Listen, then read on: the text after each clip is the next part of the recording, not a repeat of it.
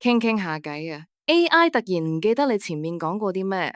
呢個就係上下文管理嘅問題啦。其實 AI 嘅記憶長度係有限制嘅，就好似一個裝水嘅杯咁，傾得越耐，杯水滿咗，佢就會好容易忘記最開始講過嘅內容。唔使驚，等我教你3個實用嘅方法，幫 AI 恢復記憶啦。第一個方法係定期總結，每隔幾輪對話就要停一停。你可以叫 AI。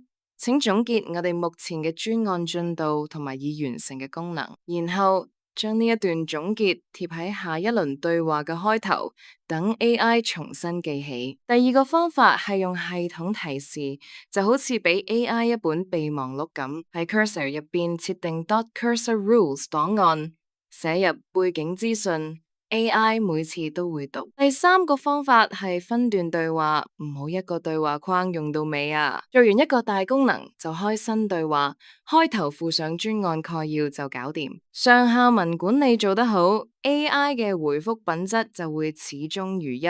快啲試下啦！